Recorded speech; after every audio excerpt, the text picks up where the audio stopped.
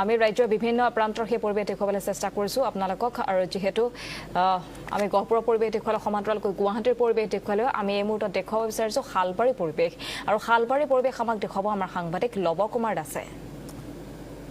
পোহৰৰ উৎসৱ দীপাৱলীক লৈ মাজত মাত্ৰ কিছুক্ষণ বাকী আৰু তেনে সময়তে ৰাজ্যৰ বিভিন্ন প্ৰান্তৰ লগতে বাক্সা জিলাতো দীপাৱলীক লৈ পূৰ্ণ প্ৰস্তুতি চলা পৰিলক্ষিত হৈছে। আমি বৰ্তমান উপস্থিত আছো বাক্সা জিলাৰ আনন্দ বজাৰত আৰু আনন্দ বজাৰত এইবেলি 7 দিনীয়া বৰ্ণাঢ্য কাৰ্যসূচীৰে শ্ৰী শ্ৰী শ্যামা পূজাৰ আয়োজন কৰা পৰিলক্ষিত হৈছে। কেমেৰা সহযোগে দেখুৱাই আছে ইতিমধ্যে পেণ্ডেলৰ কাম প্ৰায় সম্পূৰ্ণ হোৱা বুলি ক'ব লাগিব। আনন্দ মেলাৰ কামো প্ৰস্তুতি প্ৰায় সম্পূৰ্ণ হৈছে।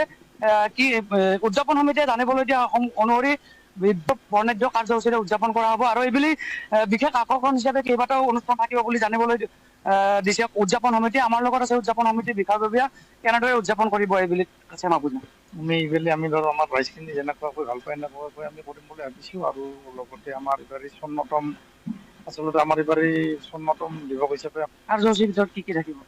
কাৰ্যসূচী আমাৰ একক নৃত্য প্ৰতিযোগিতা আছে। 2টা ৰাউণ্ডত হ'ব। প্ৰথম ৰাউণ্ড হ'ব আৰু ফাইনেল ৰাউণ্ড হ'ব 14 তাৰিখ আৰু 15 তাৰিখ। ফাৰ্ষ্ট পুৰস্কাৰ আছে আমাৰ 15,001 টকা, ছেকেণ্ড পুৰস্কাৰ হৈছে 10,001 টকা আৰু 3 নম্বৰ পুৰস্কাৰটো হৈছে আমাৰ 5,001 টকা।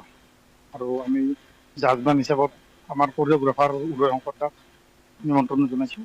তেখেতে জাজমেণ্ট কৰিব পাৰিছে। বিশিষ্ট সংগীত কেলকাতাত থাকিব আমাৰ 17 তাৰিখে কেলকাতাত আছে গায়িকা পি বেনাৰ্জী আৰু 18 তাৰিখে 2টা আছে আমাৰ ছিংগাৰ। সেইটো হৈছে